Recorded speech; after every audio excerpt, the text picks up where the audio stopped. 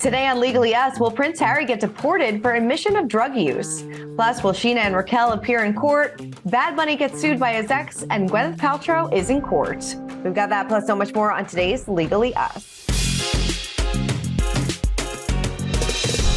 Hey everyone, welcome to Legally Us. I'm Christina. That's, of course, Nima Rahmani, president of West Coast Trial Lawyers and former federal prosecutor. Hi, Nima. How are you? Hi, Christina. How's it going? Good, good. We got a lot of people talking last week, a lot of people talking about Sheana and Raquel. And I know that we are, 1 week away from the court date. So I wanted to see what some of the people had to say. T. Rosario said it will be funny if Sheana goes into the court hearing with the entire cast to help defend her. While Mean says those black eyes were shown throughout the whole Charlie and Raquel bedroom scene on last night's episode. Proof they are and have been there for quite a while. So Nima, I think a lot of people have questions. So when will Sheana and Raquel both have to physically appear in court next week?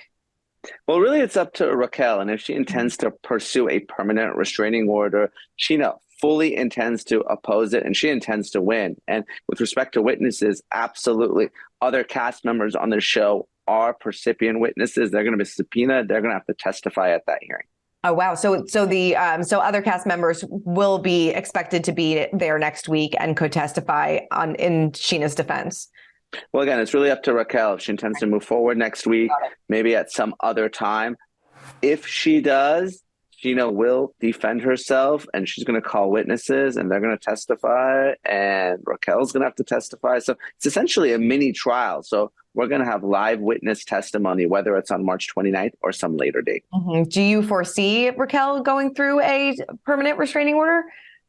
I don't know. That's a question for Raquel and her lawyers. Mm-hmm. I just know that as Sheena's lawyer, we're ready to defend the case if that's what Raquel intends to do. Definitely. So during the case next week, will you be presenting evidence about these black eyes that we've seen in the show as well? Well, again, I'm not sure that the permanent restraining order hearing will happen next week. A lot may happen between now and then. It may happen on the 29th. It may happen at some later date. But if it happens, we're certainly going to present evidence. And our argument all along is that those discolorations predated this alleged assault. I mean, they've been there for months. So we intend to put on evidence that Raquel's alleged black eyes weren't really black eyes at all. All right. We're going to have to wait and see what happens there. All right. Well, in some other big news this week, we have to talk about Prince Harry. So a lot of people have been talking because the Heritage Foundation says his visa application must now be released so the American taxpayer can understand whether Harry declared his drug use. So Mike Howell, he is the director of the Heritage Foundation's Oversight Project, said this request is in the public interest in light of the potential revocation of Prince Harry's visa for illicit substance use and further questions regarding the prince's drug use and whether he was properly vetted before entering the United States. The Heritage Foundation says if border officials did know and now that Harry's case will raise questions about whether or not he got special privilege because his wife's a actress. He's, of course, a duke. So they said that this would be illegal. So could Prince Harry be deported if he lied on his U.S. visa about drug use?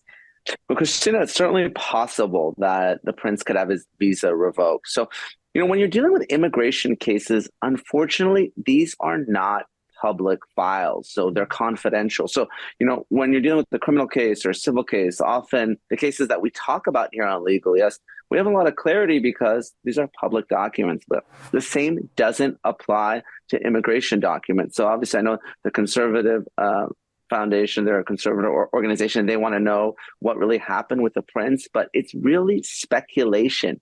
I know that he did admit to cocaine use and using mushrooms, and normally that would be a grounds for inadmissibility. Your visa can be denied or be revoked. But without knowing the type of visa that the prince has, it could be a diplomatic visa, even though he's not officially representing the British government. It could be a work visa. It could be an extraordinary talent visa, a spouse visa, a tourist visa, EB-5. It's really tough to know. It's just sort of speculation. But to answer the general question, yes. Normally, an admission of drug use can get a visa denied or revoked, even if it's recreational. There is an exception, however, and that exception is that if you've been sober for a year, you're in remission, and you have a note from a physician that may be able to grant you a waiver. So it's tough to say because the prince's admitted drug use was when he was a lot younger, I think about 17 years old.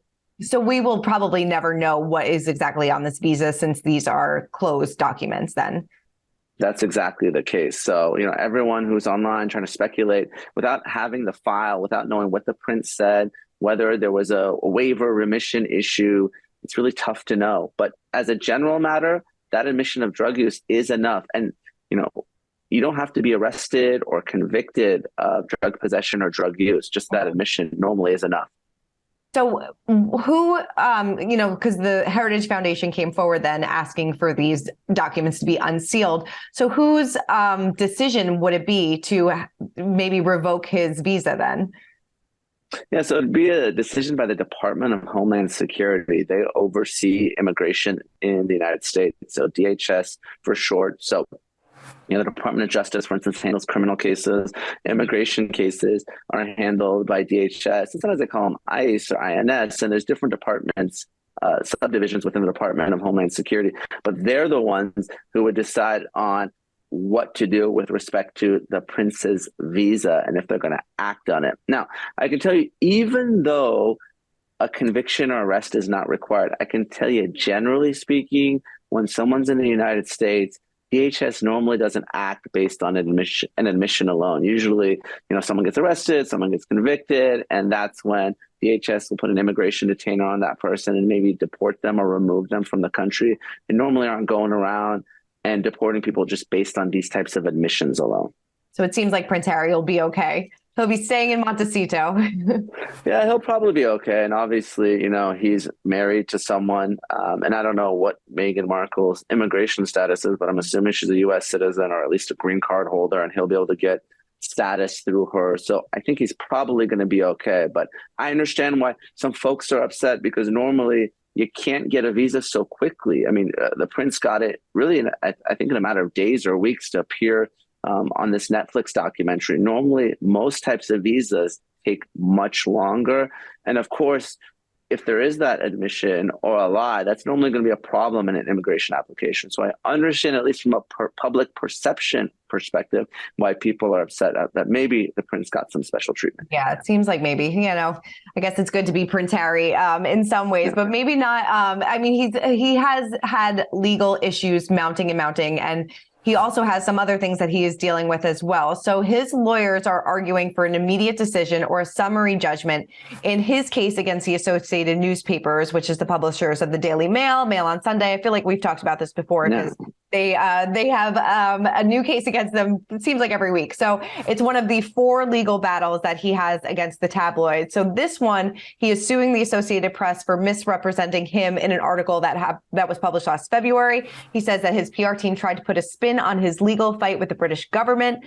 Harry is suing the Home Office, arguing that they should reinstate his police protection that he and his family lost when they stepped down as working royals. So his lawsuit said that the Mail on Sunday article implied that Harry was putting a PR spin on his offer to pay for his protection and that this only came at a later date, while he suggested it happened all along. So what exactly is a summary judgment? Yeah, so summary judgment is when a judge rules that there's no triable issue of fact. So that means, in sort of layman's terms, that no reasonable jury can find the other way. So normally what happens in cases where someone sues someone else, a plaintiff sues a defendant, the defendant will file a motion for summary judgment, and the defendant will argue, hey, judge, no reasonable jury can find in favor of the plaintiff. But what's interesting here is Harry is not the defendant. He's the plaintiff. He's the one suing. So normally plaintiffs don't file for summary judgment because usually a juror can find either way. But the interesting legal wrinkle is here in the United States, and we talked about it with Johnny Depp and Amber Heard and other defamation cases, is in the United States, the burden is on a plaintiff in a defamation case to prove that the statement was false. But the defamation laws are more favorable to plaintiffs in Europe. In Europe, the burden is on the defendant to prove that the statement was substantially true. So, this is a unique case where the prince may be trying to be aggressive and put pressure on the tabloids to make sure that they don't go after him or report on him. But he may actually be able to get summary judgment because, again, the burden on those types of defamation cases in the UK is on the defendant. Got it. So this is not like a complete waste of time for Harry then. It seems like he may almost have a leg up in this case. He may. And the other important fact is, and we saw this with Johnny Depp's first defamation case there in the UK. We have jury trials here for a lot of cases, including civil defamation cases. But oftentimes in Europe, judges decide these cases. They don't even make it to a jury. And in Johnny Depp's first defamation case, that was an issue for a UK judge. So whether it's at the summary judgment phase or whether it's at the full trial phase, this is a case that may be decided by a judge there in the UK all along. So there's really no right to a jury. So I understand why the prince is doing this. Definitely. Does it seem like the tabloids could really sway the Home Office, though, to lessen their protection for Harry? Because, I mean, that's kind of what he's arguing here. And it doesn't really seem like you'd put somebody's protection at risk for a tabloid. I don't think so. I mean, there's rules that apply. And just like in the United States, obviously we don't have a royal family, but, Donald Trump is a former president, and there's the possibility that you may be charged with a crime. But that doesn't mean that he's going to lose Secret Service protection. He's always going to have it, regardless of whether he's the president or a former president or if he's charged for a crime. That type of protection and those laws apply regardless. And I don't expect that there would be any shift or change because of how tabloids are reporting on the issue.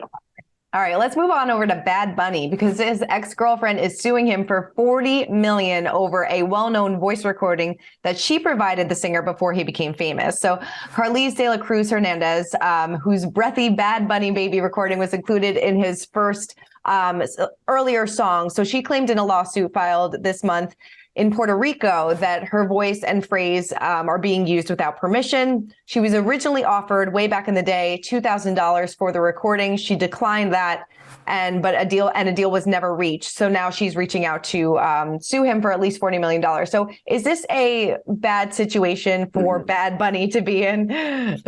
Well, it's definitely a bad situation. I mean, we've seen it with Tiger Woods recently. You don't want to be getting into litigation with your ex. So obviously, we don't know the merits of the claim, whether, she was paid, whether she gave consent, those types of things. But the last thing you want, and we've talked about it week in and week out, is to be getting into a lawsuit with an ex-boyfriend or ex-girlfriend, husband or wife. No, definitely. So is he going to have a hard time fighting the lawsuit if it turns out his alleged past payment offers did happen and were declined? So, I mean, hopefully there's a paper trail in this and all this. Well, one good thing about our evidence code, and it doesn't matter what state you're in, federal government, state, even Puerto Rico, is these types of offers to settle, they're not admissible. So, to the extent that Bad Bunny tried to make a payment for these rights and that payment was rejected, no judge is going to allow that offer to come into evidence if the case goes all the way to a jury. So with this, could the outcome for this be different if she filed in California or New York instead of Puerto Rico? Well, there's some areas of the law where the law varies from state to state. But whenever you're dealing with like intellectual property or these types of privacy rights, they're generally consistent throughout the different states and even at the federal level. So it's not really going to make a difference. It really is an issue of venue, where the parties reside, particularly where the defendant is. So I don't think it's going to make much of a difference that this is a Puerto Rico case as opposed to a California or New York case or other. Do you think that they will settle, that she'll get some type of money in all of this? I think so. Usually in these types of cases, even though there's a lot of emotions, cooler heads will prevail. I think she'll realize that I don't think one song is going to be worth $40 million. And then Bad Bunny will realize, look, it doesn't make sense. This is just bad press for me to go into full-blown litigation with my ex. Let's give her some money. Let's settle this case and just make this whole thing go away. Definitely. Well, I think Gwyneth Paltrow is hoping some things go away. So 7 years after she was in the skiing accident that occurred in Utah, the lawsuit has officially headed to court. So in January of 2019, just to give a little backstory, she was sued by a doctor named Terry Sanderson after he claimed that she injured him during a crash while skiing in Utah and that she fled the scene. Court documents stated that Gwyneth skied out of control and hit the back of Terry Sanderson, another skier who was downhill, knocking him down hard, knocking him out, causing a brain injury, 4 broken ribs, and other serious injuries. She got up, turned away, skied away, and leaving Sanderson stunned, lying in the snow, and seriously injured. So he filed a lawsuit seeking more than $3 million in damages. She denied the allegations and said this lawsuit is completely without merit, and we expect to be vindicated. She, in February 2019, court documents stated that she was seeking a jury trial and a symbolic $1 in damages. So she is getting that jury trial. So why, after all these years, is this finally happening? Yeah, I mean, this case really happened 7 years ago. So first, it took Sanderson almost 3 years. He waited until statute of limitations to file this lawsuit. And then we know that criminal cases have priority because criminal defendants have a right to a speedy trial. And of course, the pandemic didn't help things. So this case got pushed out for years, really 4 years after the filing, because it was a civil case and it kind of trailed everything because of the pandemic. Mm-hmm. Why do you think that she didn't settle this out of court? Why do you think that she took this to trial? Yeah, normally these types of lawsuits settle. I mean, obviously it's a ski crash, but it's no different than a car crash. The vast majority of these cases settle well before trial. But I think it was an issue of Sanderson asking for a lot of money, $3 million, right? And, Gwyneth thinking that she was not at fault. So, with respect to the amount of money that Sanderson asked for, there's really three types of kind of negligent conduct that can be alleged. The first is intentional, right? You do something intentionally. That's the worst. And that's when Sanderson alleged a hit and run. That not only did Gwyneth Paltrow hit him, but she took off. The judge said, no, there's no evidence of that. The second sort of step down is what we call reckless conduct, something that's grossly negligent. Again, that's something that Sanderson alleged, but the judge didn't find any evidence of that. So that's why we went from that 3 million plus number to 300,000. Now we're just dealing with simple negligence. So obviously Sanderson can recover his damages, medical expenses, past and future, pain and suffering, but he's not going to get anything more. He's not going to get punitive damages to punish Gwyneth Paltrow. And the reason we're going to trial, and this is happening right now, is we have two very, very different accounts of how this ski accident happened. So when you're skiing, just like the road, there's rules of the road. And on the slopes, whoever is the downhill skier has the right of way.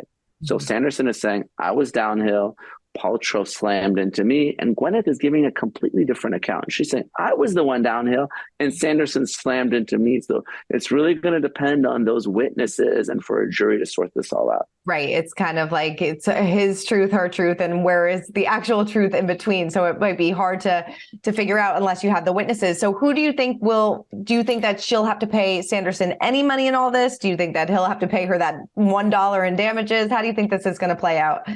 Yeah, it's definitely literally a he said, she said. And we know the witnesses are already testifying. Sanderson has his witnesses who are saying that, he was the downhill skier.